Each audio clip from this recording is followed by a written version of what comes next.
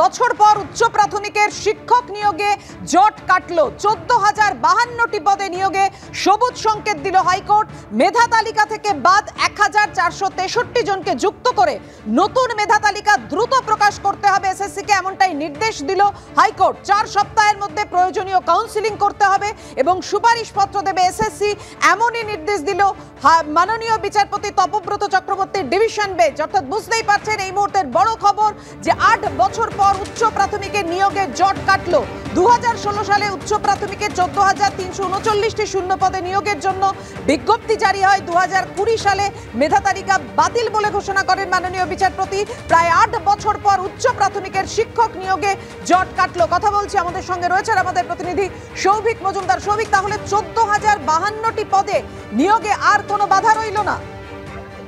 দেখো, একদমই কলকাতা হাইকোর্টের আজকের নির্দেশের ফলে এই 14,052টি যে শূন্য পদ বা শূন্য পদের সংখ্যাটা আরো একটু বেশি ছিল, কিন্তু যে মেধা তালিকা প্রকাশিত হয় সেই অনুযায়ী 14,052 জনের মেধা তালিকা প্রকাশিত হয় এবং এই 14,052 জন কলকাতা হাইকোর্টের এই নির্দেশের ফলে তারা উপকৃত হবেন এবং তারা এতদিন ধরে যে আইনি লড়াইটা লড়ছিলেন সেখানে তাদের সেই আইনি লড়াই আপাততভাবে শেষ হয়েছে এবং তারা কিন্তু এই শূন্য পদগুলিতে নিয়োগপত্র হাতে পাবেন, প্রাথমিকভাবে সুপারিশপত্র এবং তারপরে নিয়োগপত্র হাতে পাবেন। এই মর্মেই কলকাতা হাইকোর্টের ডিভিশন বেঞ্চের তরফ থেকে রায়দান করা হয়েছে। এখন এই রায়ে খুব স্পষ্ট করে বলা হয়েছে, তুমি জানো যে যখন এই নিয়োগের বিজ্ঞপ্তি প্রকাশিত হয় সেই সময় বিজ্ঞপ্তিতে বলা হয়েছিল যে মোট 14,339টি শূন্য পদ রয়েছে, কিন্তু তার পরবর্তী ক্ষেত্রে যখন পরীক্ষা হয় বা তার পরবর্তী ক্ষেত্রে যখন কাউন্সিলিং বা ডকুমেন্ট ভেরিফিকেশন হয় তার পরবর্তী ক্ষেত্রে যে মেধা তালিকা প্রকাশিত হয় সেখানে দেখা যায় যে 14,052 জনের মেধা তালিকা প্রকাশিত হয়েছে।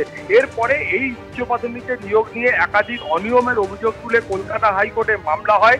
সেই অনিয়মের অভিযোগে এই মামলাগুলি যখন বিচারাধীন ছিল তার মধ্যে 2021 সালে স্কুল সার্ভিস কমিশনের তরফ থেকে কলকাতা হাইকোর্টকে জানানো হয় যে তারা যে ওএমআর শিটগুলো ছিল সেই ওএমআর শিটগুলির পুনর্মূল্যায়ন করেছেন এবং তার পুনর্মূল্যায়ন করার পরে 1,463 জনকে তারা এই মেধা তালিকা থেকে বাদ দিয়েছেন। অর্থাৎ 14,052 জনের যে মেধা তালিকা প্রাথমিক পর্যায়ে প্রস্তুত করা হয়েছিল সেখান থেকে 1,463 জনকে বাদ দেওয়া হয়েছে।